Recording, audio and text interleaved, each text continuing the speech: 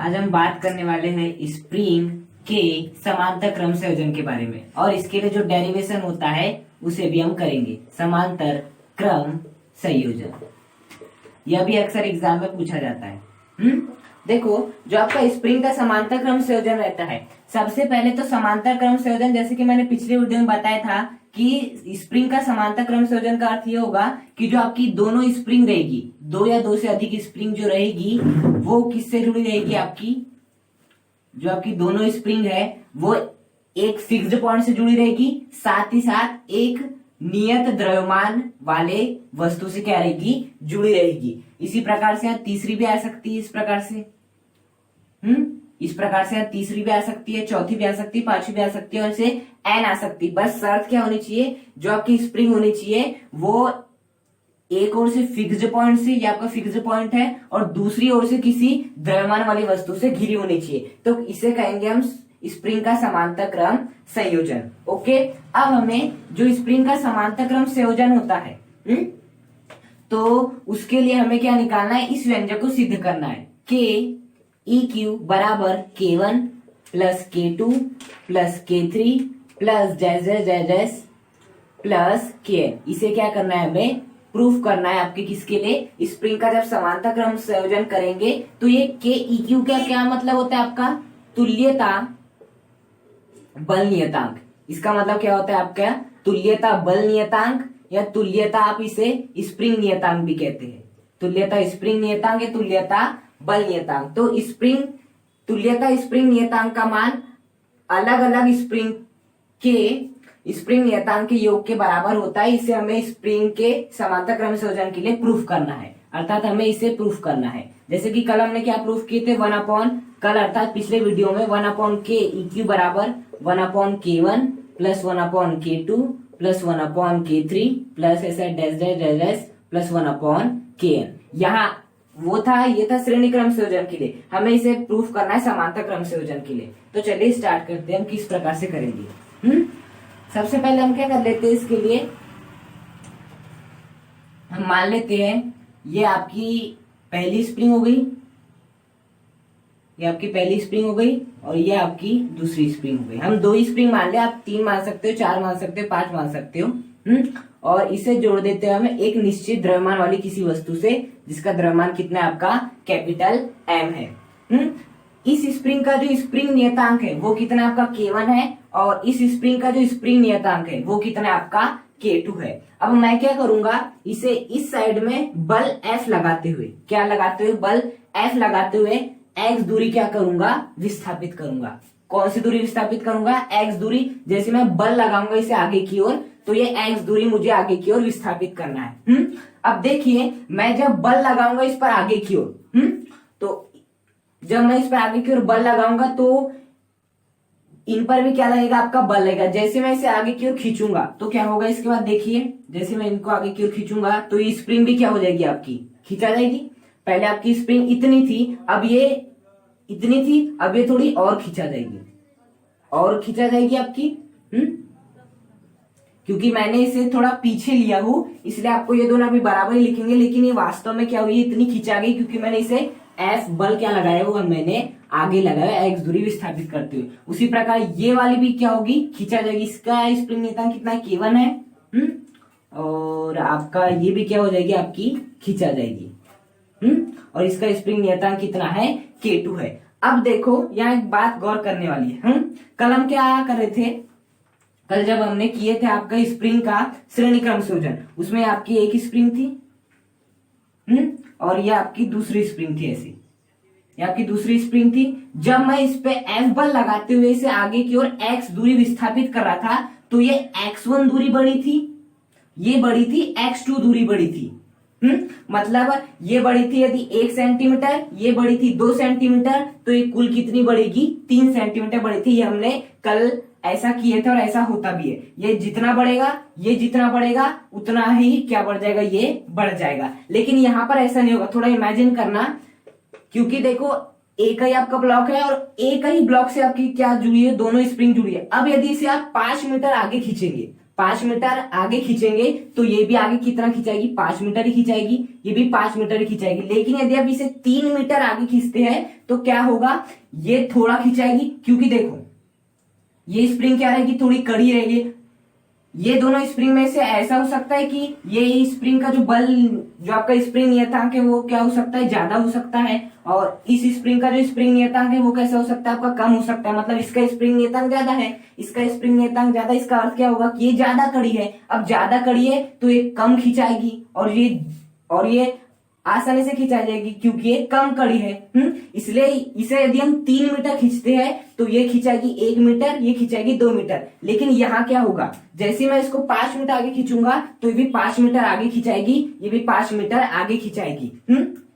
ऐसा मतलब कि यदि मैं क्या करता हूं, इसे x दूरी क्या करता हूं, मैं इसे x दूरी आगे की ओर क्या करता हूं, स्थापित करता हूं बल F लगा के। तो ये भी पहले थी इतनी थी, ये मतलब पहले थी इतनी, अब कितनी बढ़ जाएगी, x आगे बढ़ जाएगी। ये भी कितनी बढ़ जाएगी, x क्या होगी आपकी, आगे बढ़ जाएगी। मैंने जब बल F लगा के इसे x दूरी आगे की ओर विस्थापित किया तो ये भी अपनी प्रारंभिक स्थिति से x बढ़ गई, ये भी अपनी प्रारंभिक स्थिति से x बढ़ गई, और ये उतनी ही बढ़ेगी जितने की ये बढ़ेगी। स्प्रिंग के श्रेणी क्रम संयोजन की जैसे नहीं कि x1 और x2 बढ़ेगी, नहीं ऐसा नहीं होगा, x ही बढ़ेगी।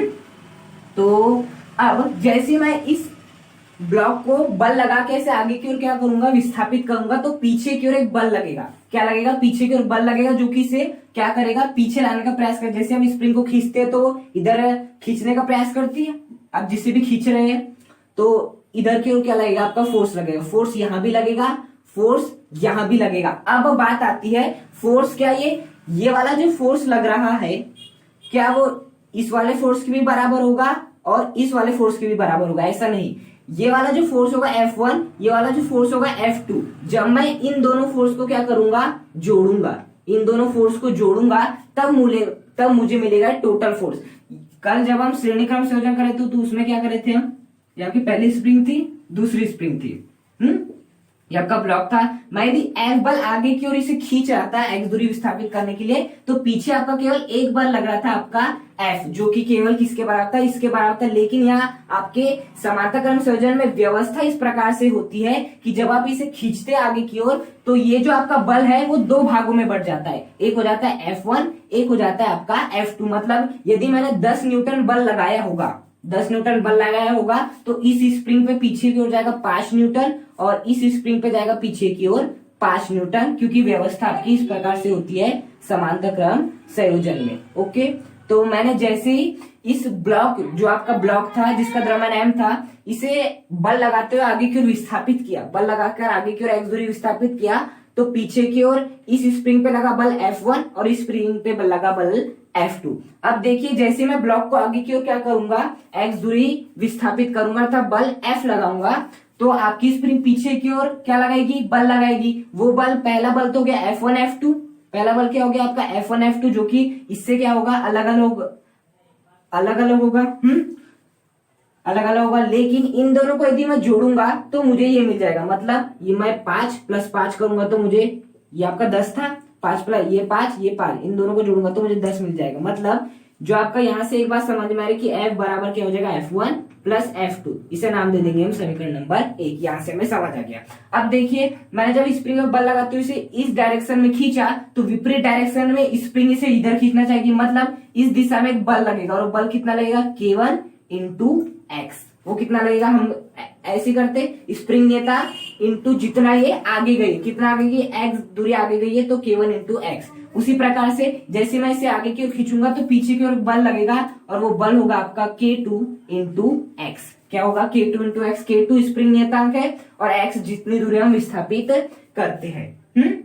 तो यहाँ पर क्या हुआ है, पहले आपका ये था स्प्रिंग का समांतर क्रम संयोजन, ये स्प्रिंग नियतांक K1, स्प्रिंग नियतांक K2 है, ब्लॉक जिसका द्रव्यमान m था। अब मैंने क्या किया, इस पर मैंने बल F लगाया x दूरी विस्थापित करने के लिए। तो मैंने F बल लगाया तो पीछे की ओर भी एक बल लगेगा, तो वो बल जो होगा वो दोनों में क्या हो जाएगा, बट जाएगा। यदि मैंने यहाँ पे F बल लगाया हो तो ये F बल दोनों स्प्रिंग में किस प्रकार बढ़ जाएगा, ये बढ़ जाएगा F1 में, ये बढ़ जाएगा F2 में। अब मैंने इसे यदि x दूरी आगे की ओर विस्थापित किया हो तो ये भी जो स्प्रिंग होगी यहाँ थी तो ये x ही बढ़ेगी, ये भी क्या होगी आपकी एक्स ही बढ़ेगी। देखो ये भी कितनी बढ़ेगी आपकी एक्स ही बढ़ेगी। तो यदि मैं पीछे की ओर फोर्स देखूं तो कितना होगा K1 इंटू एक्स, स्प्रिंग नियतांक इंटू जितना आगे बढ़ी है K1 इंटू एक्स, और इसका भी यदि मैं पीछे की ओर फोर्स देखूं तो क्या होगा K2 इंटू एक्स। अब देखिए ये वाला बल भी पीछे की डायरेक्शन में लग रहा है, और ये वाला बल भी पीछे की डायरेक्शन में लग रहा है। मतलब मैं यहां से ये कह सकता हूं कि आपके F1 का मान किसके बराबर होगा, यहां से आपके F1 का मान बराबर होगा K1 इंटू एक्स के। किसके बराबर होगा K1 इंटू एक्स के। ये वाला बल भी पीछे की ओर लग रहा है, ये वाला बल भी पीछे की ओर लग रहा है। मतलब यहां से मैं कह सकता हूं कि F2 का मान किसके बराबर होगा K2 इंटू एक्स के बराबर। मतलब इस F2 का मान किसके बराबर होगा K2 इंटू ये वाले बल के क्या होगा बराबर होगा इस F1 का मान K1 इंटू एक्स के बराबर होगा। इसे नाम दे देते समीकरण नंबर 2, इसे नाम दे देते हम समीकरण नंबर 3। अब देखो ये तो गई टोटल स्प्रिंग आपकी, मैंने 2 स्प्रिंग मान लिया जो समांतर क्रम संयोजन में थी। अब मैं इन तीनों जो आपकी दोनों स्प्रिंग के स्थान पे मैं केवल एक स्प्रिंग मानता हूँ, और वो वाली मानता हूँ आपकी ये वाली क्या मानता हूँ मैं आपकी स्प्रिंग मानता हूँ इस प्रकार से। इन दोनों स्प्रिंग के स्थान पे मैंने एक स्प्रिंग ले लिया, और इसका जो आपका स्प्रिंग नियतांक है इसे मैंने मान लिया KEQ, या अलग अलग स्प्रिंग थे तो K1 K2। अब मैंने दोनों स्प्रिंग जो दोनों स्प्रिंग थी उनको एक मान लिया, तो ये एक स्प्रिंग बन गई और KEQ। ये ब्लॉक का द्रव्यमान कितना था कैपिटल M, यहाँ भी कैपिटल M रहेगा। बल आगे की ओर कितना लग रहा है, यहाँ पर F लग रहा है, जिससे कितना विस्थापन हो रहा है आपका X विस्थापन हो रहा है। कितना विस्थापन हो रहा है X विस्थापन हो रहा है। अब मैं इसे आगे की ओर बल कितना लगाऊंगा F बल लगाऊंगा, यहाँ एक ही स्प्रिंग है तो जितना बल मैं आगे की ओर लगाऊंगा उतना ही बल क्या लगेगा पीछे की ओर लगेगा, क्योंकि यहाँ पर एक ही स्प्रिंग है। यहाँ पर 2 स्प्रिंग थी इसलिए ये बल पता है F1 में भी बढ़ गया F2 में भी बढ़ गया, और मुझे लिखना पड़ा F बराबर F1 प्लस F2। लेकिन यहाँ पर आपकी एक ही स्प्रिंग है तो मैंने जितना आगे की ओर बल लगाया उतना ही बल क्या लगेगा आपका पीछे की ओर लगेगा।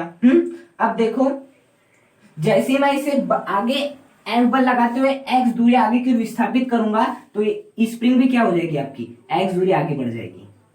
मतलब पहले स्प्रिंग यहाँ थी तो ये कितनी आगे बढ़ जाएगी x दूरी आगे बढ़ जाएगी।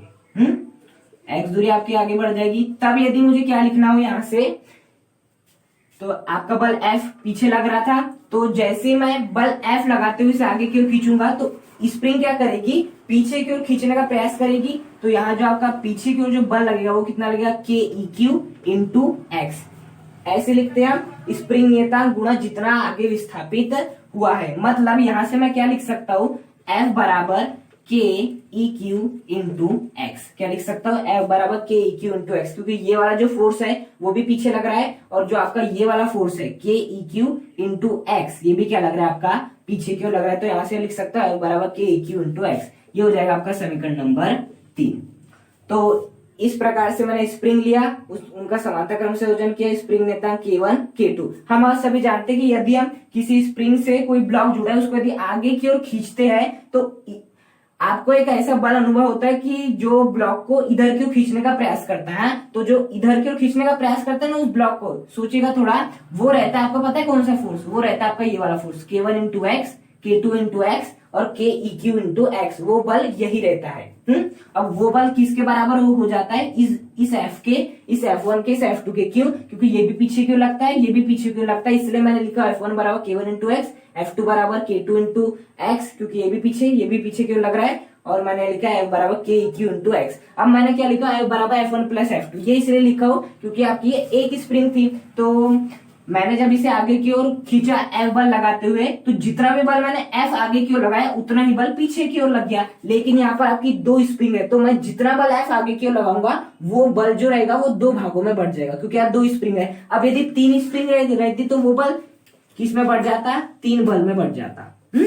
तो इस प्रकार से मैंने समीकरण नंबर 1 लाया, 2 लाया, 3 लाया, और ये आपका कौन सा लाया, समीकरण नंबर 4 लाया। अब मैं क्या करूंगा समीकरण नंबर 1 से, क्या करूंगा समीकरण नंबर 1 से। समीकरण नंबर 1 क्या है आपका, F बराबर F1 प्लस F2, F बराबर F1 प्लस F2। हाँ, अब मैं क्या करूंगा समीकरण नंबर 2, समीकरण नंबर 3 और समीकरण नंबर 4 से F1 F2 और इस F के मान रख दूंगा। बताइए समीकरण नंबर 4 से F का मान कितना आ जाएगा, KEQ इंटू एक्स। कितना आ जाएगा KEQ इंटू एक्स बराबर F1 का मान कितना आ जाएगा आपका K1 into x plus F2 का मान कितना आ जाएगा आपका K2 इंटू एक्स। समीकरण नंबर मैंने 1 लिया, फिर F का मान क्या था हमारा KEQ इंटू एक्स, तो वो पुट कर दिया। F1 का मान कितना था K1x, वो पुट कर दिया। F2 का मान कितना था K2x, मैंने वो भी पुट कर दिया। अब देखिए क्या हो सकता है, यहाँ भी x है, यहाँ भी x है, यहाँ भी x है, तो मैं क्या कर लेता हूँ, ये दोनों पक्षों से x कॉमन ले लेता हूँ। KEQ इंटू एक्स बराबर, यहाँ भी x है, यहाँ भी x है, तो मैं x कॉमन ले लेता हूँ। कितना हो जाएगा K1 प्लस K2 हो जाएगा। अब x से x कैंसिल हो जाएगा, तो फाइनली आपका जो KEQ आएगा वो कितना आ जाएगा आपका K1 प्लस K2 आ जाएगा। अभी आपकी केवल दो ही स्प्रिंग थी, तो हमारा क्या हुआ, इस प्रकार से हुआ। यदि 3 स्प्रिंग रहती तो प्लस K3, यदि 4 स्प्रिंग रहती तो प्लस K4, यदि n स्प्रिंग रहती तो प्लस Kn आ जाता। तो ये होता है जब हम समानता क्रम संयोजन करते हैं, तो आपका जो तुल्यता स्प्रिंग नियतांक आता है वो अलग अलग स्प्रिंग के स्प्रिंग नियतांकों के योग के बराबर होता है। यही होता है स्प्रिंग का समानता क्रम संयोजन। देखिए स्प्रिंग के समानता क्रम संयोजन के लिए हमारा क्या संबंध आया है, हमारा संबंध आया है KEQ बराबर K1 plus K2 plus K3